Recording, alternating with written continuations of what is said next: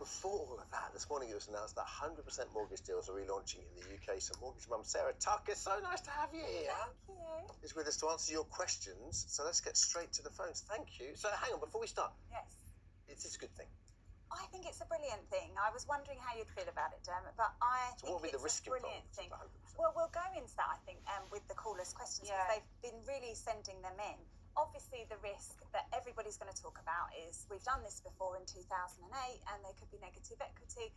That is what people are going to say. We don't want another crash, No, right? we don't want another crash, but this lender has April mortgages. They've really planned this out. They've spoken to the regulator. It is safe. Okay, Let's get enthusiastic. Absolutely. Okay, let's go to Chloe in Oxfordshire, who wants to ask about, this is whether you should get 100% mortgage, right?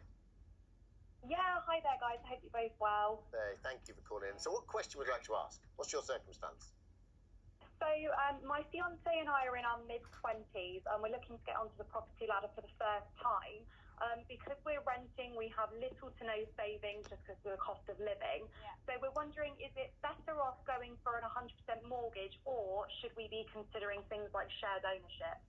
Very, very good question. Firstly, I'm so happy to be speaking to a 20-something person looking to get on the housing ladder, because the average first-time buyer's in their 30s, and I really want to change that. So, yay, for me, that's a really good start.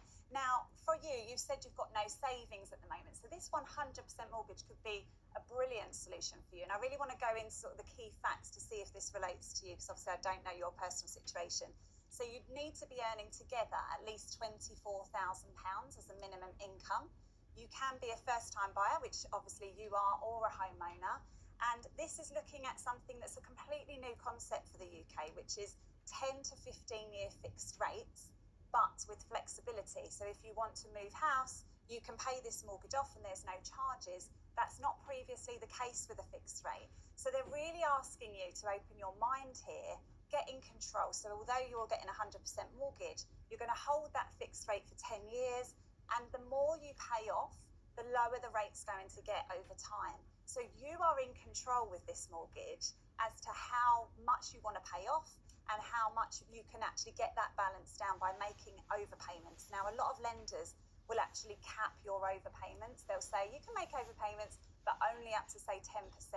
This isn't the case here. So this is a very, very different product to what we've seen. And in your case, it could be the best solution. Now, shared ownership is still here, but you do need a deposit for shared ownership.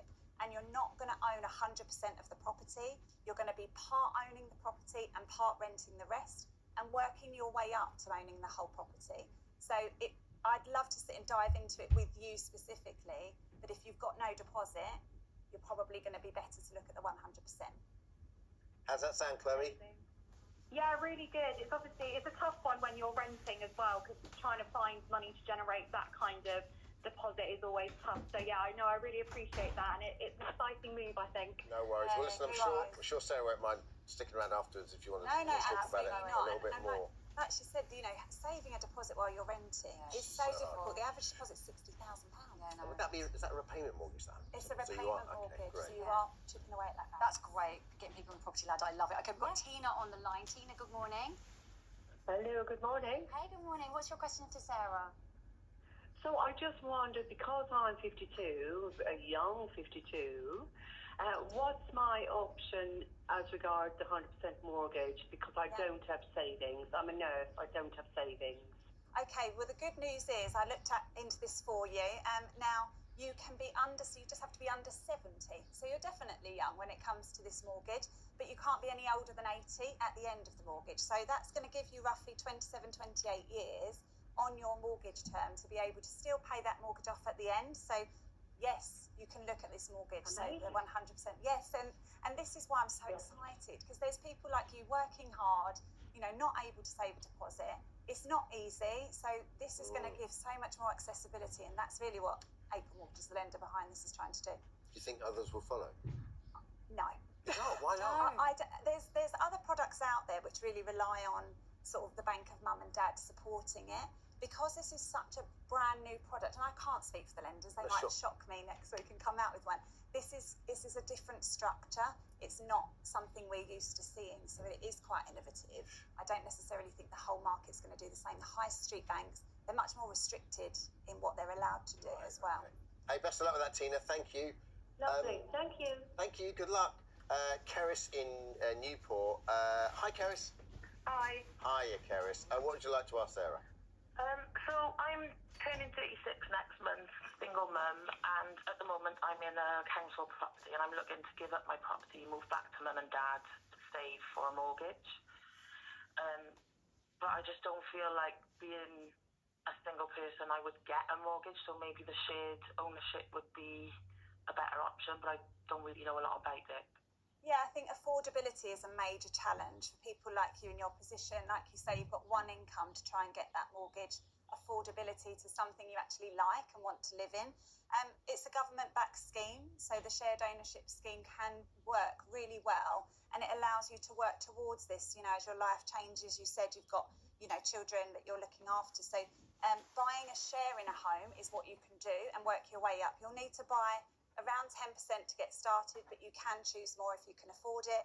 The key message with the shared ownership is you're going to be paying rent as well as your mortgage, and you will need a deposit, but it can be much more affordable because you're only paying a mortgage on your small portion of the property. And as your life changes and you hopefully earn more, you'll be able to work your way up to owning the whole thing. So I definitely recommend you look at that. Well, the other thing was, with obviously at the moment I'm only relief working, work have already said they're happy to give me a contract. But the chances of me getting that shared mortgage, that's what I'm scared of. So you're worried about sort of having enough income to get it? Not so much income, but like maybe because of my credit rating, but obviously with being at home with mum and dad, I'll be able to build that up over the next 2 to 3 years. I think. So would it be worth it, basically, giving up the property that I'm in now?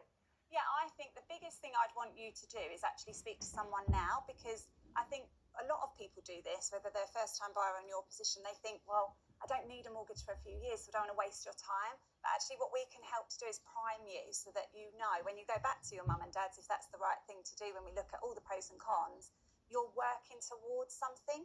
You know what your plan is. You're not just guessing like you are now. When it comes to money, if we're guessing, all of our doubts and all of our fears will creep up. We all have a relationship with money from 7 years old, and so all of your childhood stuff comes up with moments like this. So just give yourself some grace that you are probably feeling it all, and it's hard for you to see clearly when you're like that. So use us. That's what we're here to do. Get advice, help us help you make a plan, and then you're going to feel so much more in control, and that's really what you need to do. Okay, brilliant. Thank you. Thanks, Keris. Sarah, such great advice. Honestly. Really, really good. Break it down. Thanks to all our callers.